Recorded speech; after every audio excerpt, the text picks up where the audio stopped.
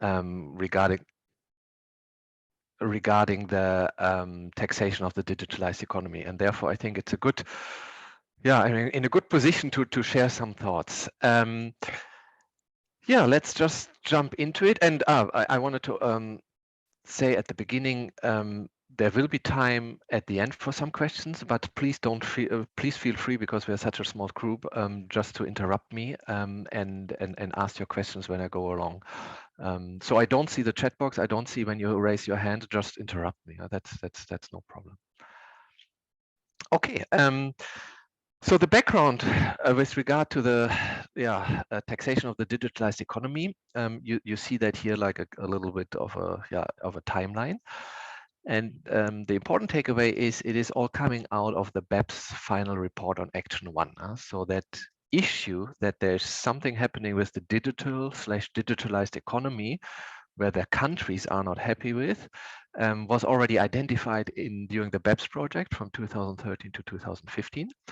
But during the BEPS project, there was no consensus solution found between the countries. So therefore, the OECD, under the G20 mandate, continued to work on it.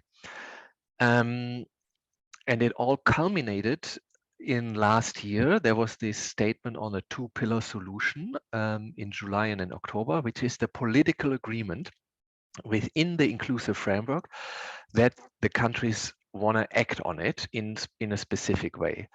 And that's what I'm going to explain a little bit in more detail. As you are like a transfer pricing crowd, like me, so I'm a transfer pricing guy too. It's very interesting to see that already in 2019, when the discussions at the OECD started, in 2019 it was already publicly announced that the solution for the taxing the digitalized economy will be beyond the arm's length principle. You see that here in this second bubble. And that's very interesting, because there could have been also a lot of discussions to amend the arm's length principle to find a solution within the transfer pricing rules. But the countries really didn't have appetite to rely on transfer pricing, because transfer pricing always have, in my experience at the OECD, that the countries have like a negative connotation with transfer pricing. It's always like tax avoidance and moving profits around. And therefore, in 2019, the countries already said, okay, we will find a solution, but it will be beyond the arm's length principle. The last general comment I also want to make on this slide is also, because you might be familiar or very familiar or less familiar with all the technicalities, I just want to point out a little bit the process, how it is done at the OECD. It's important to know that the OECD in tax works now in the so-called inclusive framework format. That means that 141 countries sitting around at one table. Well, not all countries are always there, but I would say 80, 90 countries or country representatives are there. And trying to agree on something, discussing reports, discussing proposals. Every country has the right to bring some comments and ask for changes. So that's always good to have in the back of your mind when you look at the final result, because if you look at the technical result, it's very easy to say, well, that's too complex. That doesn't make any sense. But if you take into consideration that it's really 141 countries who have to agree on something, you see that it's very hard that they agree on something, and therefore it is not like, okay, we have a technical issue and we find a very quick technical solution. It is a very political process, quite frankly. And that's always good to consider. But so why are we actually talking about digitalized economy, and why do the tax rules need to change or should change? So where are the countries coming from? And it is really, they started discussing it because there are tensions in the systems, or they believe there are tensions in the systems. But I think it's true. You also see that there are aggressive audits and tax disputes, in particular in transfer pricing. It's for your clients, it's very hard to set a the correct transfer price or any transfer price which is not picked up by any government. There's always one, well, at least in my experience, there's always one side of the transaction which could pick it up, and in practice picks it up very quickly. You also see that there is a dissatisfaction from the countries because they moved ahead with the so-called unilateral measures, the DSTs, the digital service taxes, and that's just because they're unhappy and they want to get their share of that the tax the tax revenue. So they are acting unilaterally. And in particular for the digitalized multinationals, they see Google, Facebook, Amazon, Apple having huge profits, but they see that in their country they are not able to tax them as they want. So that are these tensions in the systems. And at the same time, there is a high level of political commitment. It's very easy for the G7 and the G20 to say, yes, we want to have a fair taxation. We want to, every multinational should pay their fair share of tax. So therefore, there's a political backing of it. And in every G20 meeting, you have one or two sentences where say, well, we continue working on taxing the digitalized economy. So that's where we're coming from. From a little bit more technical perspective, the way businesses operate has also changed a little bit through the digitalization. And the OECD crystallized it in three characteristics. So there is the issue that businesses can have now cross-border scale without mess, which basically says they can generate revenue with customers without having a physical presence in that country, because you can do it remotely over a server or whatever. So this old tax nexus, having a PE, a permanent establishment, having a subsidiary, doesn't work anymore because you can generate a lot of revenue without being present in that country. The digitalized economy has also a heavy reliance on intangible assets, all these programming, coding, algorithms, for example. And there is an increased importance of data and user contributions. So the user, if you participates with reviews on platforms, and that's something you normally in a classical traditional business you don't have it. In a classical business you have a sale and that's it, and the user takes it and the customer uses the product.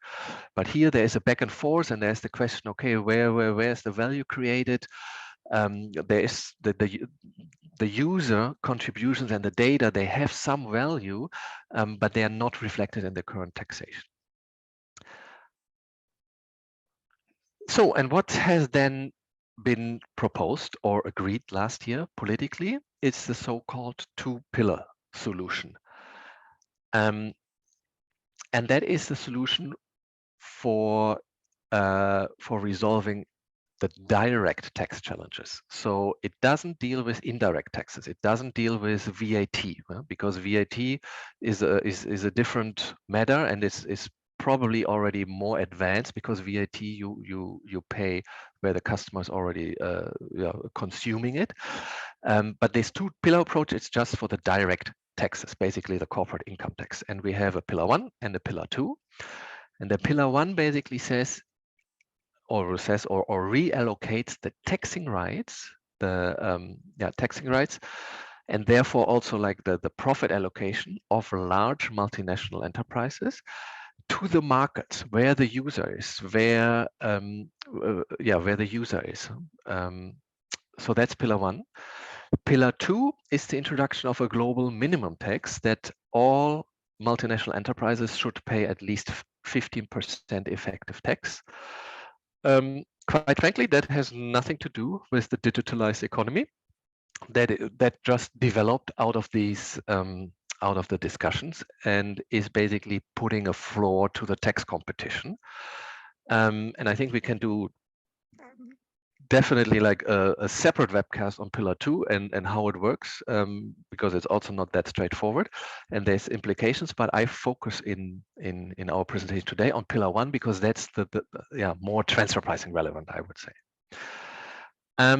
Before going more into the details of pillar 1, I wanted to just also show the arguments which the OECD is always putting up which say, well, if we don't agree multilaterally on this two-pillar approach or on any approach, what would happen instead? What is the alternative? Because you have to keep in mind, it's not going back to the world like 5 years ago when no one was talking about it. A failure of a multilateral solution would really firstly increase the uncoordinated unilateral measures like the digital service taxes. And the issue with digital service taxes is it's mostly, I mean, every country sets it up a little bit different, but mostly it's a tax on revenue. So it's not a profit-based tax. So that's from a business perspective always not desirable. And then also from a technical perspective, because it's on revenues, it should not fall under the double tax treaties because they treat the profit, they cover the profits and not the revenue tax. So basically digital service taxes, unilateral digital service taxes, I think are not desirable or not an alternative, because then the multinational enterprises have to deal with, I don't know, 180 different digital service taxes. But it also could lead to disruption of international trade, and that's not just said like that. We've seen that because France was one of the countries who was pushing for its unilateral digital service tax. And then there were really tensions between France and the US, still under President Trump. And the US made, the US felt attacked because the digital service taxes focus on digitalized or digital businesses, which are the big US digital companies. So the US was pushing on France and said, well, no, that's discriminating. If you don't get rid of your digital service tax, we put up tariffs for French products. So there was a real tension and a real a real disruption. And if there is no multilateral solution, I think that would come back again. But then lastly, there are also significant negative macroeconomic effects. So the OECD has separate economics department with bright economists, and they really made a simulation and said, well, that's really roughly a reduction of global GDP by 1%. Now, quickly, what Pillar 1 entails, or how it works. It is, well, I should say, start first of all, Pillar 1 currently, the scope is just for big, profitable multinational enterprises. So the scope is you have to have consolidated revenues above 20 billion euros and a profitability above 10% profit before tax to revenue. So it's roughly like the 100 biggest and most profitable multinationals are affected currently. But that can change very quickly. So you can they can lower, and they have already announced that they will lower the revenue threshold going down if the implementation works well. But okay, so there are 3 levels. The first one is we look at the profit allocation in the multinational group as it is right now under the arm's length principle. There might be a little bit of a change under the so-called amount B, because one of the parts of Pillar 1 is amount B, which will be a standardized remuneration for marketing and distribution activities in a country when you have a physical presence. So that's the starting point. And then the second level is then there is, starting out of the existing profit allocation, there will be a reallocation. That's the so-called amount A to eligible market jurisdictions. So the markets where the users and the consumers are, but potentially there's no physical presence, they will get a little a share of the residual profit, of the excess profit. And what's the residual or excess profit? You look at it from a group level on a consolidated basis, and you take 25% of the profit which is above the profitability threshold of 10% profit before tax to revenue. So within the group, there's some residual profit, and you take a quarter of the profit above the profitability threshold, and then this one is allocated to all eligible market jurisdictions. And that is all then complemented with the so-called tax certainty measures, because that's important, because currently the profit of the M&E is already taxed in every country. And when you do a reallocation, you have to identify where you take the profit, where you take it from, and where you put it, or where you reallocate it. But then the country where you take it from, or the countries, have to give relief on double taxation, because they have to, because the profit was already taxed there, they have to ensure that it's not taxed there. Otherwise, we have a double taxation. So that's in a nutshell, the pillar one. These are, and I'm aware that I'm running out of time with 6 minutes, but just a couple of more comments, and then we can maybe have quick discussions. This is just an overview about the different building blocks. Amount A is this reallocation. The scope, as I said, it's really currently just for the biggest and most profitable companies. Amount B, I alluded to quickly, it's like a simplification for distribution and marketing activities, which you do through a PE or through a subsidiary. So it should be, it will be a standardized return. And then the whole tax certainty component for amount A, but also beyond amount A. This